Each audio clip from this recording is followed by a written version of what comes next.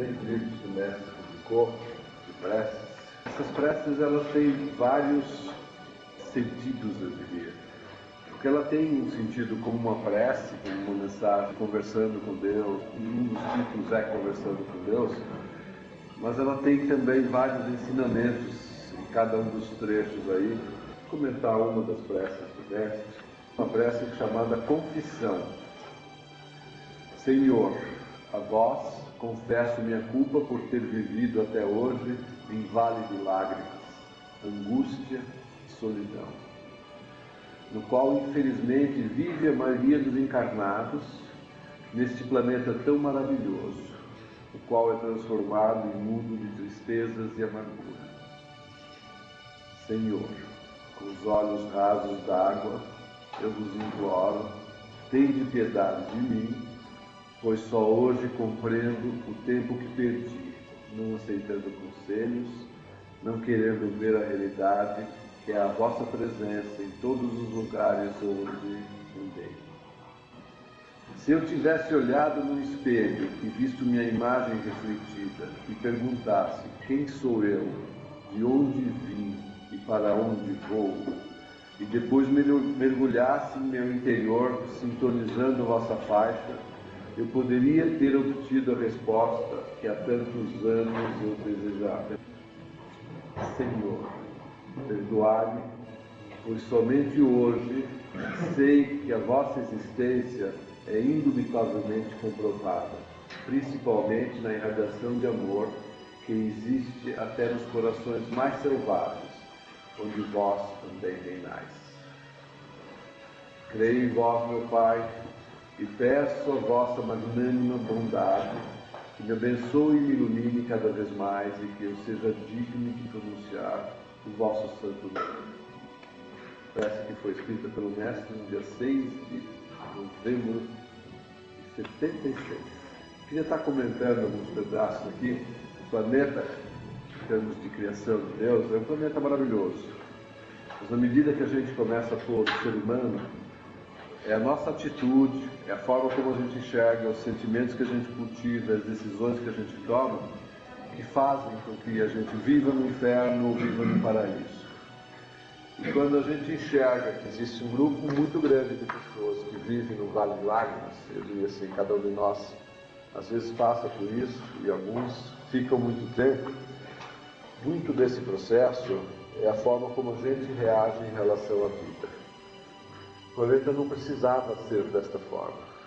A questão é como nós nos posicionamos como filhos de Deus, criaturas que têm livre-arbítrio, que têm poder de escolha, que pode aprender, evoluir, pode realizar muita coisa, pode perceber isso.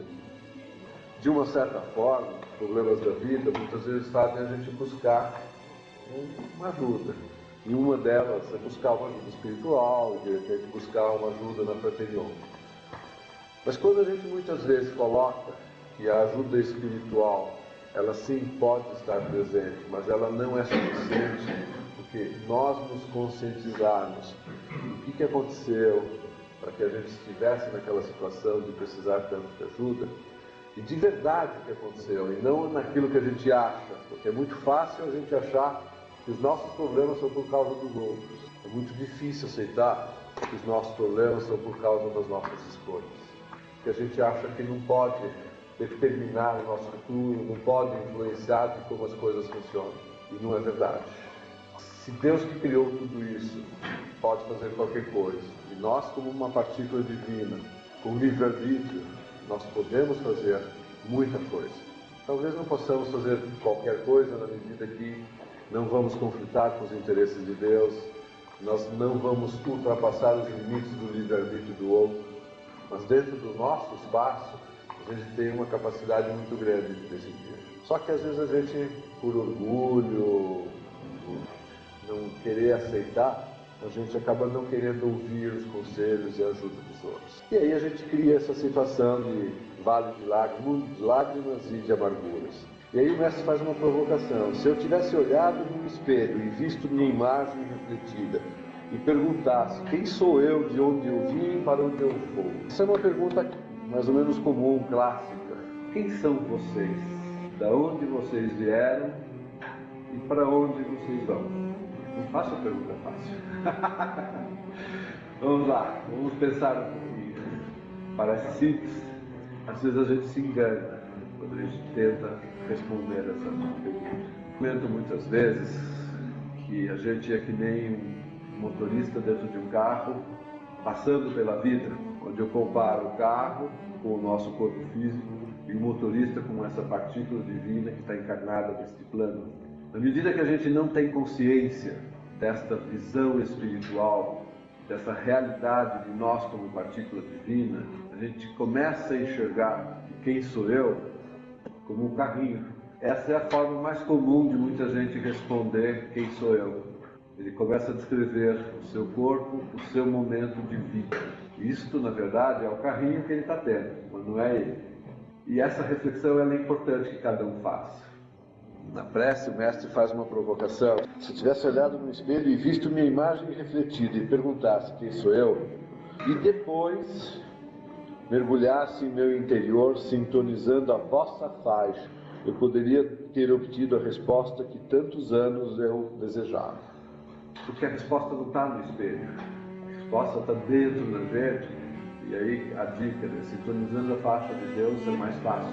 Porque aí a gente começa a perceber que nós somos essa partícula divina, esse pedacinho de Deus que pode fazer um monte de coisa e que tem um objetivo muito amplo, buscar todo o desenvolvimento. E aí nesse processo de entender essa partícula divina, a gente começa a responder as duas outras partes da pergunta. De onde eu vim, para onde eu vou? A partícula divina busca retornar ao Criador, porque é a fonte de tudo. E essa partícula divina veio do Criador, nesse processo do Criador se ver presente em todas as coisas. Quando a gente de verdade compreende isso e acredita nisso, a nossa forma de se relacionar com a vida muda muito.